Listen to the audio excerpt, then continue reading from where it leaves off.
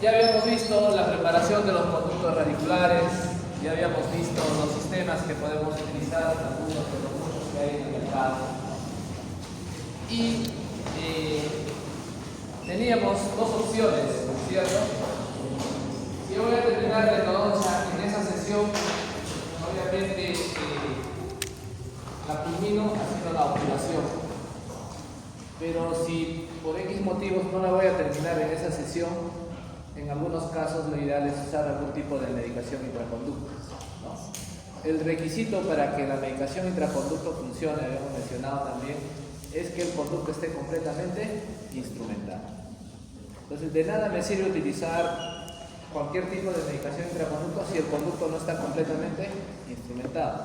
O sea, de nada me sirve hacer la apertura cameral y dejar, por ejemplo, una tortita de parafón. No me sirve. No ayuda eso. O hacer la apertura cameral, hago la exéresis pulpar y le dejo hidróxido de calcio, por ejemplo, ¿no? Entonces, algunos compañeros doctor me dicen, me he dejado hidróxido de calcio, ya hice la apertura, ¿no? Entonces, no tiene sentido porque el requisito para que funcione la medicación intraconducto es que el conducto esté completamente instrumentado. Entonces, tenemos dos opciones, ¿no? Si voy a terminar en una sesión posterior, bueno, comienzo a dejar la medicación, si fuera el caso, o tal vez no también, porque se ha demostrado hoy en día que hay dos corrientes, ¿no? Los clínicos que dejan medicación intraconducto y los que no dejamos medicación intraconducto.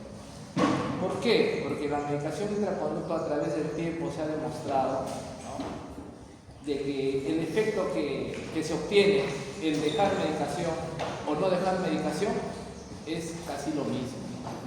O sea, en números sí hay diferencia, pero clínicamente no hay diferencia.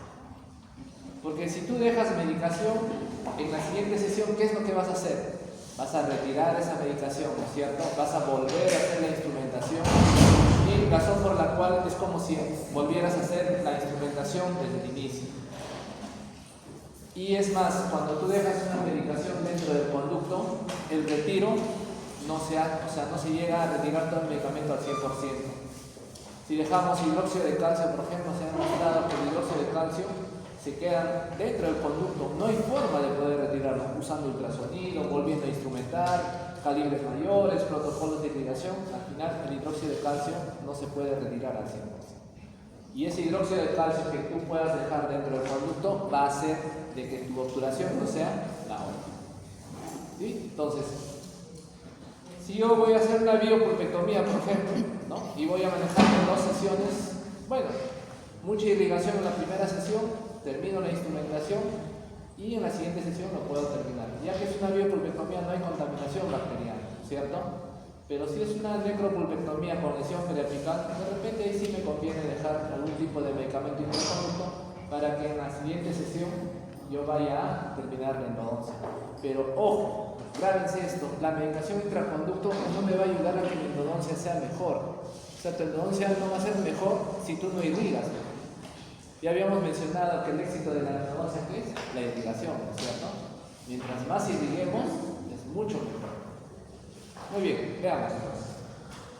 Cuando hablamos de obturación, ¿no?, tenemos que saber que el éxito de la endodoncia, ¿no?, cuando ustedes hacen sus tratamientos, normalmente el éxito de la endodoncia se mide alrededor de los 10 años, ¿no? Quiere decir que las endodoncias que hicieron ahora, si nosotros le hacemos un control y están en boca todavía 10 años esos dientecitos, significa que hemos tenido éxito en el tratamiento. Porque hay reportes, ¿no?, en los cuales en el 8º año, 7º año, 6º año a veces fallan las endodontias. Y la mayoría de casos de fracaso es porque hubo un error muchas veces en el sellado coronario, ¿no? O sea, la endodoncia como tal funciona, pero siempre y cuando la restauración del diente sea adecuada. Entonces, cuando hablamos del éxito en la endodoncia, ¿no?, miren, el éxito es cuando a nivel apical se ha formado este tejido que es cemento, ¿no?, es un poco de tejido osteoide y se forma un sellado biológico. Este sellado biológico es natural, ¿no?, hace que nada del conducto radicular pase a los tejidos periapicales y viceversa, ¿no? Entonces, cuando se ha formado este tejido, nosotros podemos decir que nuestra endodoncia ha tenido éxito. Pero, ¿qué pasa acá en esta imagen? ¿No? Aquí hay un poco de tejido similar a este, pero también hay mucho tejido inflamatorio. Entonces, ahí no podemos hablar de éxito en la endodoncia, ¿no? Ya habíamos mencionado que a lo largo de 10 años es donde se mide el éxito. Entonces, cuando nosotros hablamos de la obturación, ¿no? La obturación tiene que ser tridimensional, ¿no? Tiene que ser compacta, tiene que ser lo más herméticamente posible para, de alguna manera, que a nivel apical se forme ese tejido osteoide, ¿no? Ese tejido biológico que me permita decir que sí tengo éxito en la endodoncia. Entonces, yo he visto esos casos, muchos de ustedes manejan ya los rotatorios, hacen buena instrumentación, pero ¿dónde fallan? En la obturación. ¿Y por qué fallan en la obturación? Porque 5 para la 1 que va a terminar la clínica quieren obturar. No. Entonces, ahí es el error porque todos queremos hacerlo rápido, ¿cierto? Si ya me gana el tiempo, esperemos una sesión más o veamos un espacio adecuado que me permita hacer esa obturación, ya que la obturación, miren, la obturación es una consecuencia de la preparación del conducto. Entonces, si yo no hice una buena preparación, si no usé mucha irrigación, entonces no vayan a pensar de que por más que utilicen un sistema termoplástico, por ejemplo, vayan a obtener una obturación tridimensional, ¿no? Entonces, muchos de ustedes han tenido estos casos, por ejemplo, ¿no? Conductos de molares que se unen, por ejemplo, ¿no? Han hecho una buena instrumentación, yo soy testigo de eso, ¿no? Y me da mucho gusto porque por lo menos conocen un poco más de los sistemas mecanizados, pero también a algunos les ha pasado esto, ¿no es cierto? ¿No? Que a nivel apical veían una imagen, ¿no? Y que el paciente, una vez que el paciente los llamaba, creo, 15 días o 2 días después, sentía mucho dolor. Entonces, no es que esto sea malo, sino que miren, la longitud de trabajo es la adecuada, pero a nivel apical, ¿qué tenemos acá? Una imagen radiolúcida, ¿no es cierto?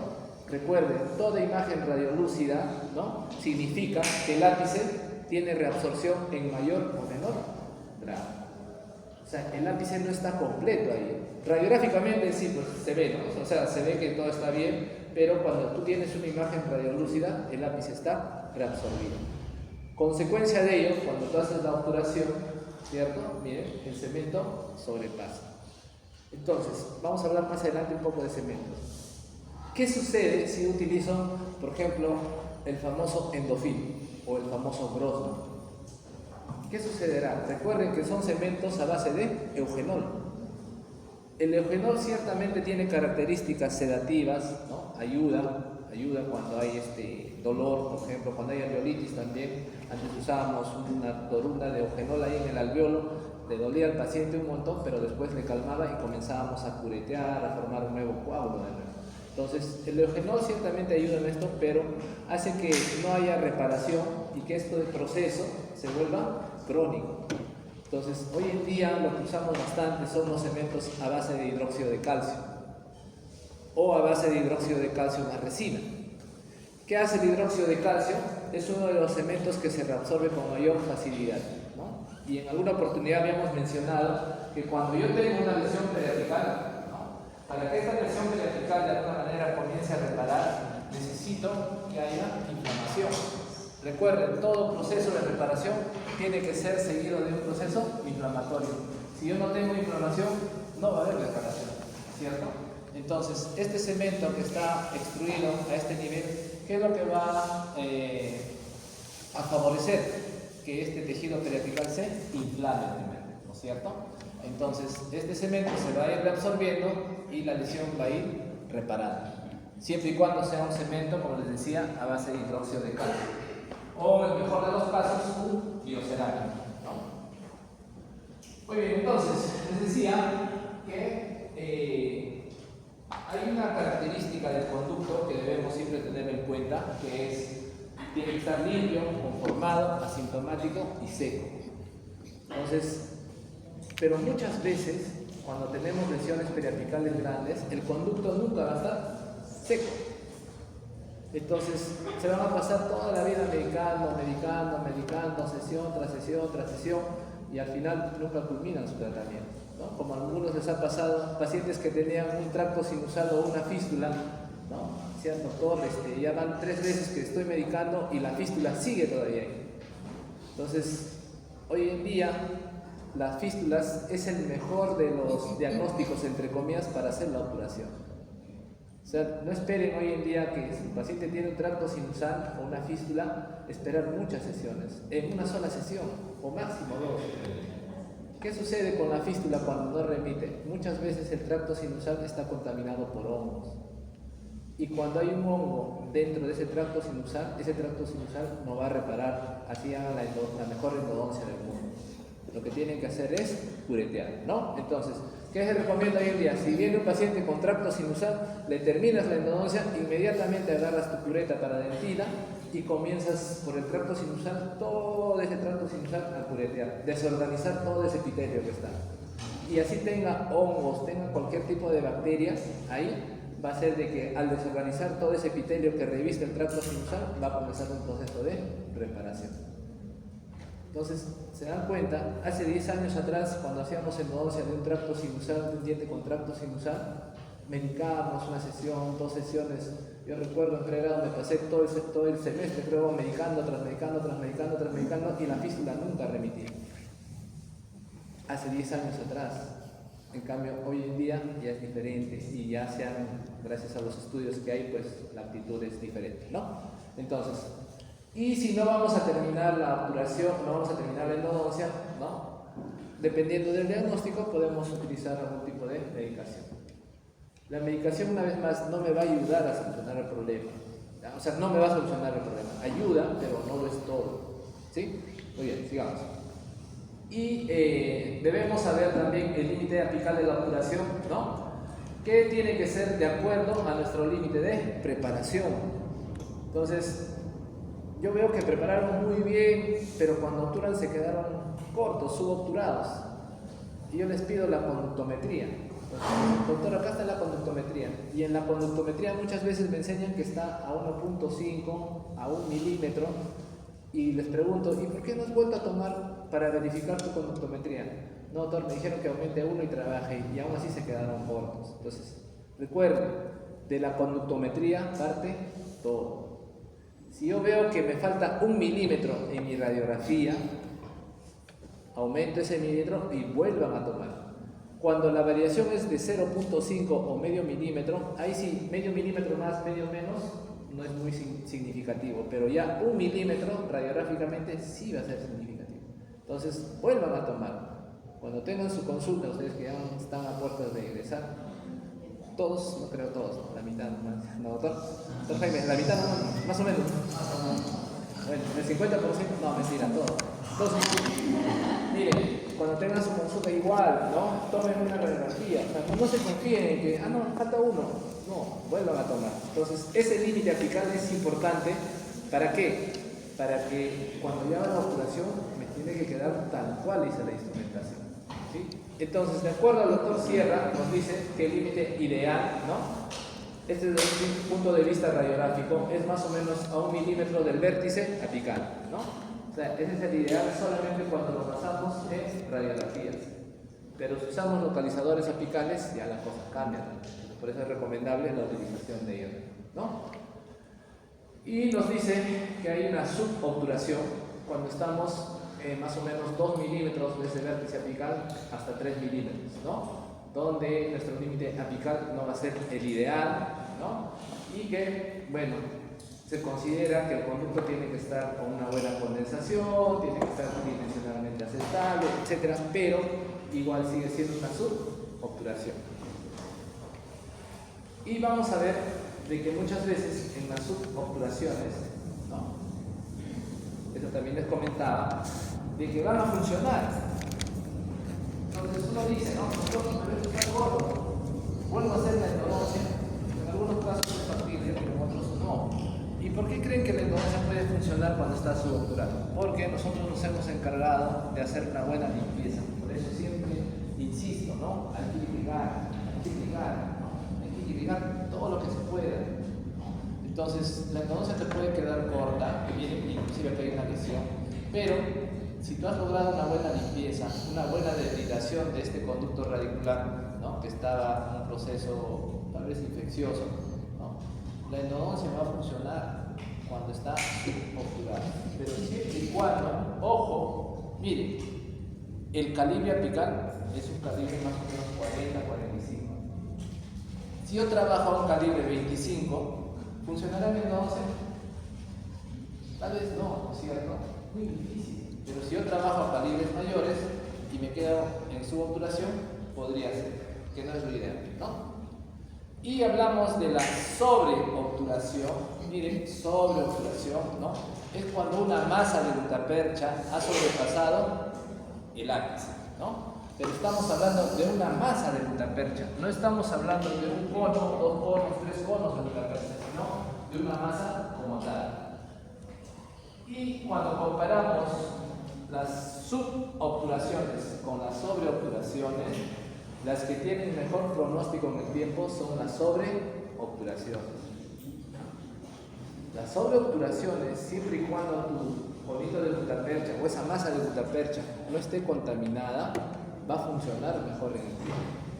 Cuando nosotros revisamos la bibliografía, todos los artículos que se publican de sobreobturaciones hablan de que tienen mejor pronóstico siempre y cuando la gutapercha esté descontaminada. ¿Qué implica eso? De que cada vez que van a hacer la obturación tienen que desinfectar sus conos de gutapercha, ¿no? Que a veces también sucede eso, ya están en la parte final y agarran los conos de la cajita al conito. Cuando están los conos en la cajita están completamente contaminados. Entonces tienen que tener un vaso DAPE, ¿no es cierto?, con hipoclorito, y ahí colocan todos los conos que piensan que van a utilizar y comienzan a hacer su obturación. Y si no utilizaron todos los conos que tenían ahí, simplemente los retiran, los secan y vuelve a la cajita y no pasa nada. Pero tienen que descontaminar sus conos. Los conos de gutapercha que vienen en las cajas, por más que la caja sea nueva, no vienen estériles. Entonces, miren, casos de sobreobturaciones, ¿no? Muchas veces cuando no tenemos un buen tope apical en la preparación, ¿cierto? Estamos preparando, se nos escapó un poquito la lima rotatoria, por ejemplo, ya nosotros hicimos una sobreinstrumentación y cuando hacemos la obturación, por ende, no va a haber un buen tope y pasa la gutapercha. Una vez más, si esa gutapercha está limpia, descontaminada, estéril, va a funcionar y en el tiempo va a tener mejor pronóstico. El doctor Goldberg, hace algunos años cuando vino a dictar una conferencia, él mostró 30 años de seguimiento de dientes con endodoncia que estaban así, sobreobturadas. Y en esos casos que él mostraba, muchas veces, ¿qué es lo que sucede con la gutapercha? Que los macrófagos, es como si pasa un macrófago por ahí y corta la gutapercha y comienza a encapsularla. Mientras tanto, el paciente, ¿no?, en un inicio sí va a tener molestias cuando mastica, pero según el doctor Goldberg, pasado el primer mes, segundo mes o tercer mes, esto comienza a quitarse, o sea, el paciente comienza a estar asintomático. Entonces, él recomienda, antes de poder hacer un retratamiento, hay que hacer un control periódico entre 1 mes a 3 meses aproximadamente. Entonces, cuando tengan esta situación, es muy difícil poder sacar la gutapercha del tratamiento, ¿no? A veces alguien de ustedes me preguntó, doctor, me han dicho que hay que retratamiento y retiramos la gutapercha y volvemos a hacer la endodoncia. No funciona así. Retirar la gutapercha que está afuera es una tarea titánica. Y con microscopio se puede hacer al 100% a veces. Entonces, si nos pasó la sobreobturación, mientras sea una sobreobturación, todavía vamos a estar bien, siempre y cuando nuestros conos estén descontaminados. Y hay, a diferencia de una sobreextensión, la sobreextensión sí es cuando se nos ha pasado 1 conito, 2 conitos de gutapercha.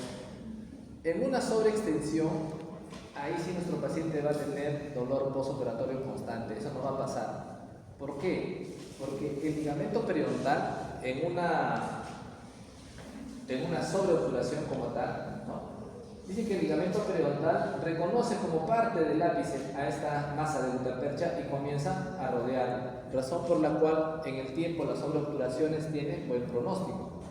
Pero si es una sobreextensión, o sea, si es un solo cono de gutapercha que ha sobrepasado, ¿no?, Normalmente el ligamento periodontal no lo reconoce y va a ser como que algo pincha al ligamento periodontal, como una aguja. Cada vez que el paciente le refiere, le va a decir, doctor, cada vez que como algo, siento que me duele y después queda dolorido.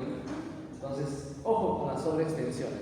Una sobreextensión cuando se pasa 1 o 2 conos de gutapercha. Una sobreobturación es toda una masa de gutapercha, ¿sí? Y una subobturación, lo mismo, pero por debajo del límite apical. Pregunta de examen, que lo conteste. Evaluación de la obturación, ¿no? Entonces, cuando ustedes van a evaluar las obturaciones o los pacientes que llegan a la consulta, ¿no?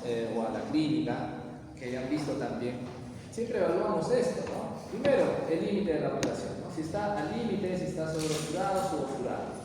La conicidad, si tiene una conicidad aceptable, que me va a permitir de repente hacer un poste de fibra de vidrio o hacer un muñón, no lo sé, que esté homogéneo, ¿no? Miren, que esté homogéneo. Y esto es muy importante porque si la obturación está homogénea, me va a permitir, pues, de alguna manera, ver el pronóstico del tratamiento también que voy a hacer, ¿no? Y que la eliminación de la gutapercha y el cemento sellador hasta la unión, hasta UCE, ¿no? Sea la correcta. No dejen gutapercha dentro de la cámara, ¿no? A veces por el tiempo no quieren cortar un poquito, no, la siguiente corto. Si cortan la siguiente, cuando tú dejas gutapercha y cemento en la cámara, todo eso va a filtrar a través de los túbulos dentinarios. Y si es un diente anterior, va a cambiar de color relativo. No, todo le va a hacer una corona, igualito, ¿no? Recuerden, cuando cambia el color de la corona, se trasluce muchas veces. Entonces, acostumbrémonos a cortar a nivel de UCE la gutapercha y dejemos ahí ese nivel, ¿no? Y la colocación de la restauración provisional cameral, bueno, ¿no? Esta de preferencia tiene que estar sellando la cámara, ¿no? Y ayer justo uno de sus compañeros nos preguntaba, doctor, hace el semestre anterior que hice la denuncia a mi paciente ya vuelto para hacerle la corona, pero vino sin el cemento provisional. Entonces la pregunta del millón, ¿no? Doctor, la mitad de mis profesores de endodoncia me han dicho de que tengo que volver a hacer la endodoncia. Y la otra mitad no opina. Ahora usted me dirá, ¿vuelvo a hacer? No, vuelvo a hacer. Yo le digo, ¿no? ¿Cuántas endodoncias te faltan? Sí, me faltan todavía. Vuelvo a hacer entonces. Doctor, pero ya no hay tiempo. Bueno, miren, ¿cuál es la actitud? Creo que ya lo habíamos mencionado también, ¿no? Si ya no tengo la corona, o mejor dicho, el cemento provisional se desalojó, qué sé yo, y pasó tiempo, ¿no? Lo que se espera es que el conducto esté contaminado, ¿no? Si tú has hecho la endodoncia, o sea, si uno de ustedes hizo la endodoncia, yo puedo asegurar que al menos irrigaron bien. Ya, al menos irrigaron bien. O sea, no puedo creer que no hayan irrigado bien. Eso es uno. Dos, el grado de contaminación bacteriana hoy en día, o sea, cuando se sale el cemento provisional, se dice que a las 24 horas ya hay contaminación bacteriana, razón por la cual se decide un retratamiento. Y desde el punto de vista de la Asociación Americana de Endodoncia, ellos te dicen, ¿no? En 24 horas, si se salió el cemento provisional, tienes que retratar. Entonces, frente a ello, el doctor Domenico Ricucci, que estudia histología de endodoncia, pero así es un monstruo, entonces muchos años tuvo este dilema y se puso a hacer un estudio en el cual comenzó a investigar el grado de contaminación bacteriana. ¿Y qué encontró Ricucci? Ricucci encontró que después de un año aproximadamente, cuando hay una buena obturación, así como esta, ¿no? Encontró que el grado de penetración bacteriana, o sea, dentro del conducto de una endodoncia expuesta al medio, era de hasta 4 milímetros en una buena endodoncia, ¿cierto? O sea, quiere decir que en un año las bacterias han ingresado más o menos hasta abajo, 4 milímetros, ¿no? Y que muchas veces a partir del quinto, del sexto milímetro ya no encontraban ningún tipo de bacterias en los estudios que hizo. Ricucci hace muchos estudios in vivo. Es medio loco el doctor porque hace endodoncias abiertas, por ejemplo, de premolares, ¿no? De pacientes que los van a extraer por motivos de ortodoncia. Les hace la endodoncia y vean un medicamento y después se extrae los dientes y hace cortes estodónticos. Es criticado a veces por eso, pero o sea, es válido, ¿no? O sea, si es un diente que te van a extraer, ¿no es cierto? Bueno, le hacen la endodoncia, dejan su medicamento porque al final le va a extraer y hace sus cortes estodónticos. pero gracias a ello podemos más o menos tener una luz de lo que pueda suceder. Entonces, él dice que aproximadamente en un año hasta 5 milímetros hay grado de penetración bacteriana en una endodoncia bien obturada. Entonces, ese es el dilema que siempre ustedes también se van a enfrentar cuando un paciente venga con una endodoncia. Entonces, lo que se recomienda, ¿no? Si yo sé que más o menos han ingresado las bacterias hasta aquí, ¿no? Desde el punto de vista de la endodoncia vas a tener que hacer un retratamiento. Pero si es una endodoncia que tú hiciste y tu paciente por X motivo se fue y luego retornó, entonces lo que tú puedes hacer es que a esta pieza lo rehabilites, ya sea va a ser incrustación, corona, poste, el tratamiento que más o menos has planificado, y que esa pieza entre en función. Entonces Ricucci dice que cuando tú rehabilitas esta pieza y entra en función, si el grado de contaminación bacteriana ha sido de todo el conducto, es más, y se encuentra en el periápice, el diente va a comenzar a reaccionar. ¿De qué manera? Con dolor del paciente. Entonces tú le hiciste tu corona, tu incrustación, y comienza tu paciente a tomar sus alimentos, a masticar, y te dirá, ¿no? Doctor, ¿sabe qué? Desde que usted me ha puesto esa corona, esa incrustación, provisional obviamente, ¿no? Comienza a tener molestias, ¿no? Provisional estamos hablando. Definitiva, no, ni hablar, no va a invertir.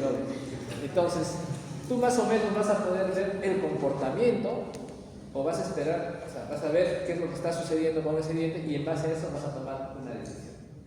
Si le está molestando, le está doliendo, ¿qué significa? Que posiblemente todo el conducto esté contaminado y hasta el periápice, ¿no? Razón por la cual tendrías que hacer tu retratamiento, que esté asintomático, y haces otra vez la rehabilitación.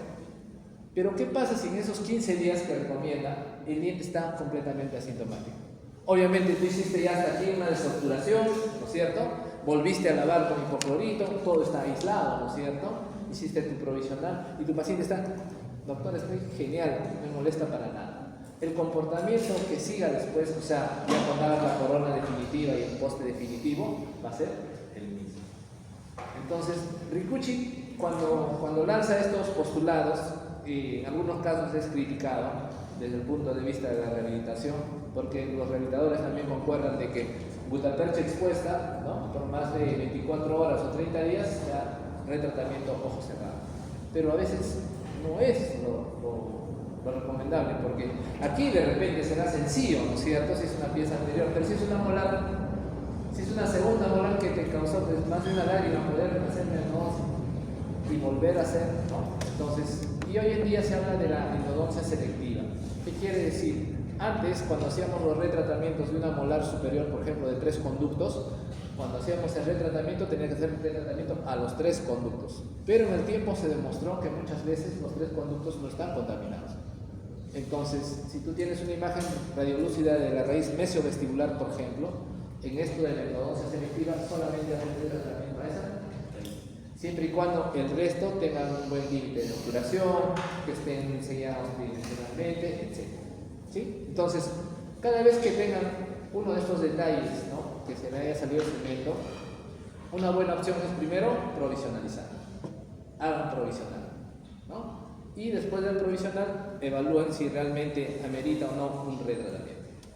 Ahora, ojo que el provisional tiene que estar en contacto, ¿cierto? Tiene que estar en oposición, tiene que tener antagonista. ¿No? Como nuestros compañeros en una zona de déntula, ¿no? Donde no tenía contacto, dice por ejemplo, doctor, mi paciente está ok, no le debe nada. Le va a doler si no tiene contacto, ¿no es cierto? Entonces tiene que estar en función el diente, o sea, el requisito es que esté en función, ¿no? Que el paciente tome sus alimentos, etc.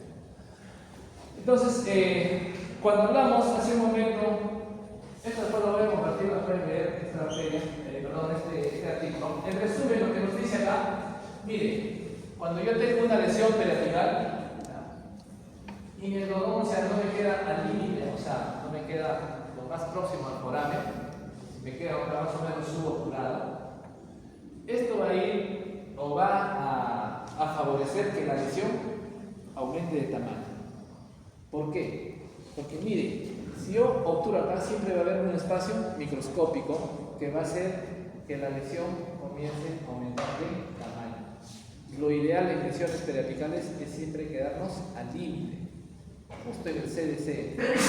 Y para llegar a ese límite justo en el CDC, necesite utilizar localizador apical, ¿no es cierto? Entonces, el localizador apical va a ir de la mano siempre con el motor. Y habíamos dicho también que siempre es recomendable comprarlo por separado.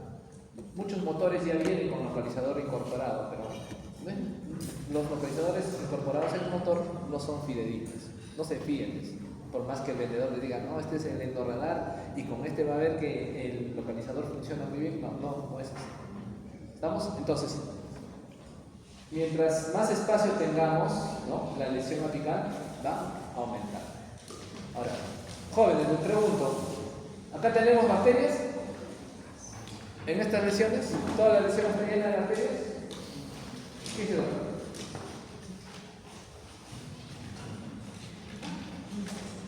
Aquí tenemos muchas bacterias, pocas bacterias, o no tenemos bacterias. Sí, muchas bacterias, ¿estamos de acuerdo? ¿Hay muchas bacterias ahí? Agua, no. ¿Qué dicen? Miren, hace muchos años atrás todos creíamos que en las lesiones periapicales, como los quistes y los granulomas, teníamos muchas bacterias, y en realidad a través del tiempo se demostró que no es así. Lo que tenemos acá son productos de las bacterias acá, ¿cierto? Productos de desecho de su metabolismo, que hacen que este tejido, ¿no?, se inflame, y que a su vez que esto está revestido de un epitelio comience a destruir el tejido óseo. Por eso es que usted radiográficamente, cuando ve una lesión, se ve una imagen radiolúcida a nivel apical, pero no significa que esté lleno de bacterias, sino es una reacción del organismo por protegerse de este desecho bacteriano. La mayor cantidad de bacterias, doctores, recuerden, la mayor cantidad de bacterias siempre vamos a tener en el tercio cervical. Tercio medio, poquito menos, pero en el tercio apical, muy pocas bacterias. Contrario a lo que se creía antes, que antes creíamos que esto era llena de bacterias, ¿no? Pero en realidad no es así. ¿Y por qué es esto? Porque en el tercio cervical, el conducto radicular por lo general siempre es más amplio. ¿Y qué necesitan las bacterias para poder desarrollarse? Necesitan espacio. Entonces, cuando tú ingresas a irrigar el tercio cervical, el tercio medio, ¿no?, con mucha irrigación, ya estás controlando las bacterias, ¿no? Por eso es necesario usar un irrigante, usar unas aguas adecuadas, etc. Muy bien, veamos, materiales de obturación. Tenemos los que son materiales rígidos y los materiales plásticos, ¿no? Los rígidos son los conos de gutapercha que ustedes han estado utilizando para sus tratamientos, y los plásticos son los cementos, los diferentes cementos que vamos a tener en el mercado, ¿no? Sabemos que la gutapercha es parecida al látex, ¿no?, que deriva de un árbol, ¿no?, como el moco que sale del árbol, ¿no?, y a través de ello, pues a través del tiempo, se hizo la gutapercha, ¿no? Generalmente son árboles que crecen en la India, ¿no? Y en teoría en India se hacen los mejores conos de gutapercha, pero se demostró que los indios son malos para hacer conos de gutapercha, porque los conos no vienen estandarizados. Ningún cono de gutapercha viene estandarizado, ni de la mejor marca. Entonces no se maten cambiando de conos. Primero hay que verificar el calibre del cono, porque ningún cono de gutapercha de lo que tenemos acá viene estandarizados, ¿no? Y la gutapercha tiene dos fases, una fase alfa y una fase beta, ¿sí? Entonces, estas dos fases, por lo general, cuando ustedes van a cortar los penachitos, ¿no?, para hacer la compactación, vamos a elevar la temperatura más o menos de 40 grados hacia arriba. Y en esta fase alfa es donde la gutapercha es blanda, ¿no?, pegajosa, dúctil, que se acomoda al conducto radicular. Algunas características, ¿no?, composición, sobre todo óxido de zinc. Por eso es que los conos de gutapercha son muy radiopatos, ¿no? Radiográficamente los podemos observar. Y dentro de las características son insolubles de fluidos orgánicos. Por eso es que la gutapercha también, a través del tiempo, ¿no?, se mantiene, sella en los fluidos. Y es uno de los materiales que se ha utilizado durante muchísimos años.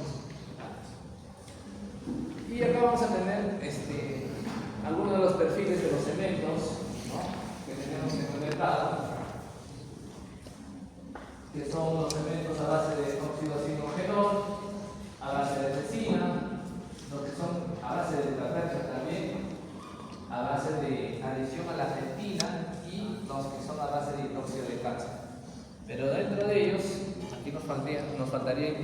los biocerámicos, ¿no? Los biocerámicos hoy en día no son el gold estándar, puesto que los biocerámicos todavía son costosos. Para que un producto sea gold estándar tiene que tener las tres B's, ¿no? Bueno, bonito y barato, como dijo Florita. ¿El biocerámico es bueno? Sí. ¿No? ¿Es bonito? Sí, así de manipulable. Barato no es. Entonces no puede ser todavía un gold estándar, ¿no? Veamos entonces. Cuando vamos a utilizar los cementos, ¿no? Que según su composición, por ejemplo, los que son a base de resina, ¿no? Estos no van a alterar la adhesión. ¿Por qué es importante elegir el cemento adecuado? Porque va a depender qué tipo de restauración también va a hacer. Entonces, si yo utilizo un cemento a base de eugenol como el Endofil o el Grosma, ¿no? Y pretendo hacer un poste de fibra de vidrio, no son compatibles. No van a ser compatibles nunca, porque el eugenol, ¿no? Es un elemento oleoso que por lo general siempre se va a pegar a las paredes del conducto. Y por más que tú uses el mejor cemento dual del mundo, este no se va a adherir tal cual debería. Entonces tú tienes que pensar siempre, si voy a hacer un poste de fibra de vidrio, usar un cemento que sea compatible. Y estos a base de resina pueden ser una alternativa, ¿no? Tenemos el Silver 26, el AH+, este AH+, hay una versión mejorada, y dentro de todos los cementos que hay hasta el día de hoy, que han sido estudiados inclusive, este AH+ es el gold estándar. Ahora, no sé por qué lo consideran gold estándar, porque barato no es. Pero cuando tú revisas todos los papers, ¿no? Acerca de cementos, el AH+ es considerado un gold estándar. En base a ese cemento se comparan todos. Una buena alternativa que hemos estado con algunos de ustedes trabajando es este, ¿no? El Biosil, ¿no es cierto? Cuando llegó acá a nuestro Perú hace 2-3 años, creo atrás, 3 años atrás más o menos, recuerdo que el precio estaba en 150, 170 soles. Y como ya tiene competencia, ha ido bajando, ¿no? Hoy en día en el Congreso creo que está vendiendo 80 y acá en Lima creo que venden 90, 80 soles. Entonces, esta es una buena alternativa, ¿sí? ¿Por qué? Porque aquí vienen 10 gramos de cemento. Y 10 gramos de cemento te va a durar una eternidad. Dura bastante. Siempre y cuando no utilices la punta mezcladora, ¿no? Si utilizas la punta mezcladora, sí, no te va a durar una eternidad. Un mes se acabó. Entonces, ¿qué van a hacer? Simplemente, como tiene una base y un catalizador en una platina, es solamente una gota, ¿no? Es un montón de cemento. Uno de sus compañeros se emocionó, la mitad de la platina creo que todo el cemento. Todos los conos. La obturación hoy en día es diferente. Ese cemento, 10 gramos, para el precio que tiene, me parece genial. Es una buena alternativa. Y tal vez todo eso deberíamos para el próximo año tener en clínica. Sería bueno poder que uno de los docentes tome. el jefe de curso.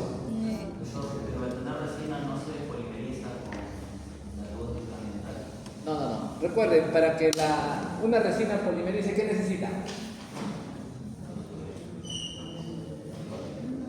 Ya, bueno, al margen de la lámpara, pero ¿qué necesita? O sea, dentro de su composición.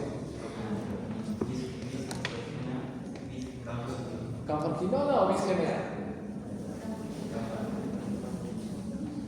El que ustedes quieran. Necesita dentro de su composición algo que sea fotosensible a la luz para que polimerice. Estos cementos no tienen eso.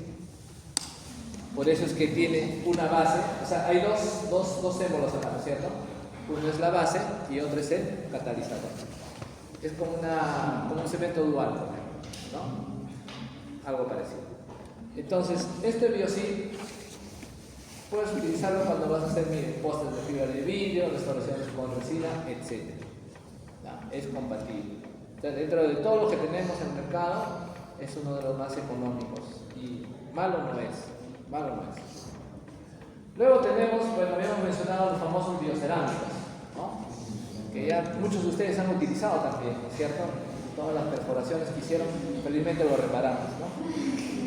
Sobre todo los de cuarto año, ¿no? Los de cuarto en las aperturas se equivocan mucho. Porque es parte de también, ¿no es cierto? O sea, nadie se levanta un día y dice, hoy día voy a perforar y dice, ¿no es cierto? Nadie de nosotros, ¿no es cierto? Son accidentes que puedan suceder, pero lo importante está en la responsabilidad que ustedes tengan para poder solucionar eso. Entonces, los biocerámicos, ¿no? son compatibles con todo lo que podamos utilizar de adhesión. Pero ojo, los biocerámicos, cuando los utilizamos en la operación de productos que van a recibir un poste, es complicada la desarrollo. No es imposible, pero es un poco complicado. ¿Por qué? Recuerden, los biocerámicos derivan de los cementos Portland. El cemento Portland es aquel cemento que se utiliza en las construcciones. Entonces, de ese cemento Portland derivan los biocerámicos. Tienen tal dureza tal cual. ¿Sí? Entonces, cuando tú honduras un producto y vas a hacer la desoxidación, si utilizaste mucho biocerámico, la desoxidación es complicada. Entonces, si va a recibir un poste, mejor volvamos a lo anterior, ¿no? Con el biocid vamos a estar bien. Y los famosos cementos a base de eugenol, ¿cierto? Grossman, Enofil, Endometazona, Vulcanal Sealer, Sealer Plus, hay varios en el mercado. Sin embargo, se siguen utilizando. No son los mejores, pero todavía están en el mercado. ¿Por qué? Porque son económicos, ¿cierto? Y un detalle, muchas veces pues, todos queremos algo que nos cueste barato, pero no son los mejores, ¿no? No se recomienda, tiene su uso en piezas que serán restauradas con algún tipo de adhesivo. Y alguien me dirá, doctor, pero hace años usábamos el Endofil, el Grossman, endometazona, todos los jóvenes, ¿no? Doctores, la endometazona era el cemento ideal, porque la endometazona tenía un corticoide, que cuando tú hacías la operación, al paciente no le dolía nada. Y todos nos alegramos porque, oye, qué excelente ese cemento, ¿no? O sea, el paciente estaba ahí, no había percusión, nada. O sea, que todos, oye, este es el cemento, y todo el mundo nos compramos, y la endometazona, aquel entonces, cuando estaba haciendo la especialidad, era carísima, y nos compramos nuestra endometazona. Pero ¿qué pasaba 3-6 meses después? La endometazona, el corticoide ciertamente ayudaba, pero al ser a base de eugenol, yo recuerdo que cuando colocábamos nuestros postes, muchos de los postes se salieron, con todo y corona y todo. ¿Por qué? Porque en la especialidad de ortodoncia hacíamos la especialidad de cariología, y en cariología veíamos todo lo que es estética, ¿no? Y por ahí veíamos un poste de fibra de vidrio con una corona libre de metal, por ejemplo, y al final el paciente venía con su poste y su corona en la mano, diciendo, pero ¿por qué? Si hemos usado, ¿qué hemos fallado? Y era que estos cementos a base de eugenol desfavorecen a esto, ¿no? Entre otros factores que imagino que han estado presentes también, pero esa era la razón. Y salió del mercado, todavía está en la endometazona, todavía está en el mercado, pero ya no es muy común su consumo. Y tenemos estos a base de hidróxido de calcio. Los que son a base de hidróxido de calcio los puedes utilizar con todo, ¿no? Compatible con restauraciones adhesivas. Este de aquí, Apexit, de la marca Ivoclar Vivadé, uno de los mejores. Ha estado durante mucho tiempo en la especialidad utilizados, cemento fabuloso, parecido al Biocid, pero exclusivamente a base de hidróxido de calcio. Igual tenía una base y un catalizador, ¿no? Y ahora todavía está en el mercado, está más escaso, pero el problema ahora es el precio, ¿no? Una jeringa de esas no baja de los 220 soles, más o menos. Y vienen más o menos, si no mal recuerdo, 4 o máximo 6 gramos. ¿Ya? Dura también bastante, pero es muy costoso. Y tenemos este de aquí, Silapex, que es de la marca Kerr. Recuerden, la marca Kerr también es todo producto de marca Kerr también es productos muy buenos. Y esto lo venden en la Río Bar. Vienen igual así en 2 tubos, ¿no? Que tú puedes dispensar en tu plaquita para poder utilizarlos. Y está alrededor de los 140 soles más o menos. Que también dura bastante. Muy buen cemento, ¿no? Muy bien, entonces, en resumen, ¿qué tipo de cemento no debemos utilizar? Todos los que son a base de eugenol. ¿Cuál será el recomendable? Bueno, más económico puede ser una opción Biocid. Hay otros en el mercado, no se ha puesto ahí, pero Biocid es uno de los más económicos que hay. ¿Estamos? No, no es un estándar.